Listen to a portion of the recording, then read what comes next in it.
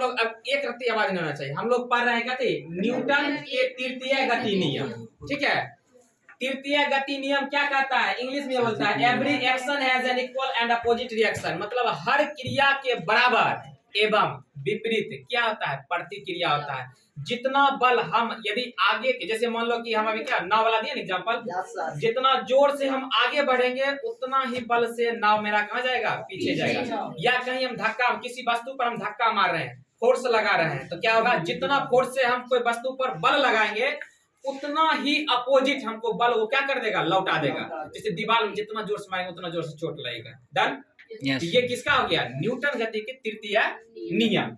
अब ये तो हो गया। अब इसी के अंतर्गत जैसे हम लोग प्रथम गति नियम पढ़े थे ना, तो उसमें क्या मिला था, किसका परिभाषा, जब दूसरा पढ़े थे, दूसरा जब नियम पढ़े थे उसमें हम लोग क्या सिद्ध किए थे, F बराबर ma, संवेग आवेग ये सब मिला था ना। तृतीय गति नियम जब हम लोग पढ़ते हैं तो उसमें आता है कहते संवेग संरक्षण का सिद्धांत, प्रिंसिपल ऑफ कंजर्वेशन ऑफ कहते लीनियर मोमेंटम।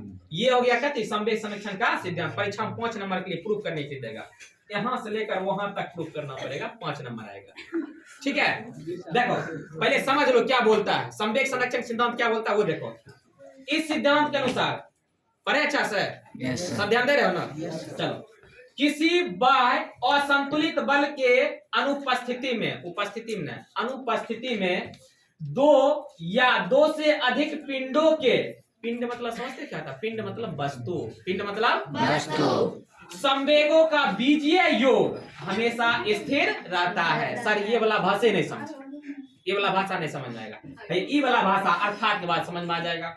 टक्कर के पहले कोई वस्तु दूग ले लिए, टक्कर के पहले, टक्कर के पहले जैसे मान लो दूग विद्यार्थी है, अभी टक्कर के पहले देखो ठीक ठाक है, अभी टक्कर नहीं है, ठीक है ना सर जी। ये अभी टक्कर के पहले दो को कंसीडर, टक्कर के पहले दो वस्तु हो गया, एक स्थिति क्या है, टक्कर के पहले, टक्कर के पहले और टक्कर के बाद का कुल संवेग क्या आता है, अचर होता है। अभी एकदम बैठा ले कांस्टेंट, एकरा पकड़ेंगे दोनों टकरा देंगे, टकरा दिए, और टकराने के बाद फिर वो जो स्थिति में अभी है वही स्थिति में बाद में कोई दिक्कत। ये क्या कहता है, संवेग संरक्षण का सिद्धांत। ये सिद्धांत याद रहेगा ना, शॉर्ट में याद रखेंगे कि टक्कर के पहले और टक्कर के बाद का कुल संवेग क्या आता है, अचर होता है। जितना पहले उतना बाद में, कब, जब बीच में टक्कर होगा तब, उसके बाद का कुल संवेग क्या होगा। अच्छा, संवेग की परिभाषा याद है, द्रव्यमान गुने वेग, द्रव्यमान गुने वेग। आ जाओ, अब इसका हम प्रूफ करते हैं, क्या करते हैं, सत्यापन करते हैं। तो देखो सत्यापन के लिए क्या करते हैं, जरा ध्यान देना। देखो दो पिंड लिए, ए लड़का नहीं समझ में आ रहा है, दो पिंड लिए, सही से बैठो, दो पिंड लिए ए और जैसे देखो ये ए है, ये क्या है, दो वस्तु ले लिए, दो वस्तु मतलब दो पिंड, इसका द्रव्यमान m1 और इसका द्रव्यमान m2। ये गतिशील है u1 से और ये गतिशील है u2 से। बीच में टक्कर हुआ, दोनों में टक्कर कर दिए। जब टक्कर करवाएंगे, जैसे मान लो न्यूटन गति के तीसरा नियम से टक्कर करवाए, तो ई वस्तु द्वारा जितना बल एकरा पर लगेगा उतना ही बल इसके द्वारा इस पर लगेगा। दोनों अपोजिट, इक्वल है लेकिन अपोजिट में लगाएगा, एगो पूरा में लगाएगा तो एगो उल्टा दिशा में। तो एक देखो, एगो माइनस एफ डाले, एगो प्लस एफ है ना, लेकिन दोनों तो है एफ है ना, कथी का अंतर है, साइन का अंतर है, चिन्ह का अंतर है। इसके द्वारा इस पर जितना लग रहा है उतना ही इसके द्वारा इस पर लग रहा है, लेकिन अपोजिट डायरेक्शन में, एगो तीर इधर एगो तीर इधर। अब फिर देखो जब टकराया, टक्कर के बाद इसका क्या हो गया, m1 और m2 नहीं रह जाएगा। अब वेग में परिवर्तन होगा, पहले प्रारंभिक वेग था ना, अब अंतिम वेग हो जाएगा। पहला क्या आ जाएगा v1 और दूसरा का v2। ये हो गया चित्र मेरा, इतना को उतना समझा दिए, लिख दिए टक्कर के पहले, टक्कर के समय, टक्कर के बाद। अब इसका सत्यापन के लिए क्या करते हैं, प्रूफ के लिए हम लोग थोड़ा सा भाषा लिखते हैं, इसमें क्या क्या चीज हो रहा है। तो पहले माना A तथा B दो पिंड है, क्या पिंड है, दो पिंड है जिसका द्रव्यमान m1 एवं m2 है। टक्कर के पहले इनका प्रारंभिक वेग, टक्कर देखो ये पहले टक्कर पहले है, इनका प्रारंभिक वेग क्या है, u1 एवं u2 है। टी सेकेंड के लिए, कितने सेकेंड? टी सेकेंड के लिए ये दोनों पिंड आपस में क्या करते हैं? टकराते हैं। समय कितना लगता है? T second. कितना सेकेंड? T second. टकराते हैं और टकराते हैं तो इसका अंतिम वेग क्या होता है? v1 से अंतिम वेग v1 से क्या हो जाता है? v2। अच्छा, ये कब होता है? ये टकराएगा कोई वस्तु कब?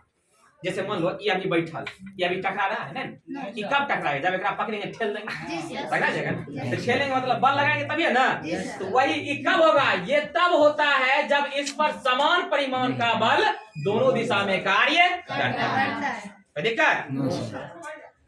इसलिए आप चलते हैं। इसलिए पिंड ए का प्रारंभिक संवेग कथे संवेग। संवेग की परिभाषा सूत्र जानते हो? द्रव्यमान गुने वेग। हैया द्रव्यमान, हैया वेग। ए का निकल गया। उसी प्रकार बी का निकाल लिए, m2 गुने u2।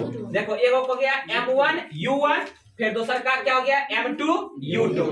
कोई दिक्कत ना। फिर देखो सिमिलरली इसी प्रकार पिंड ए का अंतिम संवेग, अंतिम संवेग हैया इधर है m1 v1, क्या जाएगा? और फिर b का m2 v2। कोई दिक्कत नहीं आता। अब क्या किए?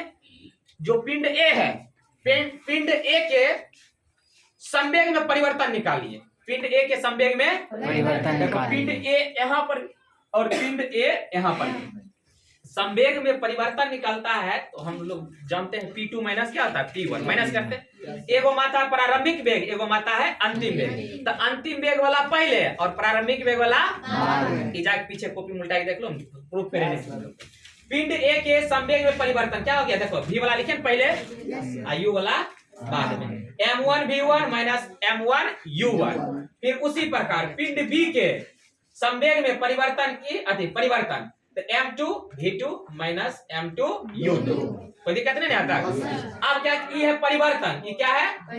आप निकाल लेते हैं परिवर्तन की दर। क्या निकाल लेते हैं? दर मतलब क्या सिखाए हैं? नीचे में t समय, समय से भाग देंगे तो क्या निकल जाएगा? दर। देखो पिंड ए के संवेग में परिवर्तन की दर बराबर क्या लिखे? जेना है उन्हें लिख दिया, नीचे में खाली क्या दिए? t दे दिए। फिर b का जैसे लिखा है उन्हें दे दिया, नीचे क्या देंगे? t। अब न्यूटन गति के द्वितीय नियम से हम लोग जानते हैं। न्यूटन गति के द्वितीय नियम हम लोग क्या जानते हैं? जो बल जो होता है सिखाए है ना, संवेग में परिवर्तन के दर के समानुपाती होता है। सिखाए थे ना पिछोटा क्लास में, संवेग वाला क्लास में देख लेना। तो एफ ए बी हम क्या लिखते हैं? नाम लिख दिए, एक नाम ले एफ ए बी। क्या लिखे हैं? एफ ए बी मतलब इसके द्वारा एकरा पर बल लग रहा है, ये वस्तु द्वारा इस पर बल लगाया जा रहा था। एफ ए बी क्या हो जाएगा? ये लिख दिए m1 v1 minus m1 u1 बटा में t। समीकरण एक। i1 से नहीं सिर्फ एक दे दिए। और फिर एक का उल्टा ba क्या लिख दिए? ba को क्या दे दिए? m2। कोई दिक्कत? पहले ये वाला फिर ये वाला सूचित कर दिए, ठीक ना। ऐसे यहाँ पर साइन यहाँ पर दे देते, लेकिन अभी यहाँ पर साइन नहीं दिया। अब वहां पर डायरेक्ट वहां पर लिख देंगे न्यूटन के तृतीय गति नियम से। कथी से? न्यूटन के तृतीय गति नियम से। एगो पूरा जाएगा तो एगो पश्चिम। देखो दे दिए ना एफ बी ए। क्या दिए? बराबर माइनस। कोई दिक्कत नहीं ना। अब इसका मान दे दिए और इसका मान दे दिए। एक पहले कथी के चेंज? टी से टी क्या हो गया? कैंसिल। ऊपर वाला ना बच गया, माइनस दोनों में इंट्री करवा दो, ये माइनस से हो जाएगा माइनस माइनस। कोई दिक्कत नहीं ना। अब एक बात करेंगे v को v के तरफ, u को ध्यान रखो m2 v2 ठीक है। m2 v2 है और देखो इन्हें v वाला ये है ना, ये माइनस माइनस कैसे बदल गया? कोई दिक्कत? फिर इन्हें की बचा m1 u1, ये माइनस होने जाके कैसे बदल गया? अब इसको सही से लिख देते हैं। सही से क्या किए? पहले लिखे m1 u1 plus m2 u2 बराबर m1 v1 प्लस m2। देखो देखो ये हुआ कि नहीं? देखो ये टक्कर के पहले का कुल संवेग हुआ, देख लो टक्कर के पहले कुल संवेग ना है। ये देखो टक्कर के पहले ये है ना m1 u1 हुआ और m2 u2 हुआ और दोनों को जोड़ देंगे तो कुल संवेग ना आ जाएगा। टक्कर के पहले का कुल संवेग बराबर क्या आ गया? टक्कर के बाद का कुल संवेग। तो क्या लिखे? आता है टक्कर के पहले एवं टक्कर के बाद का कुल संवेग क्या होता है? अचल होता है।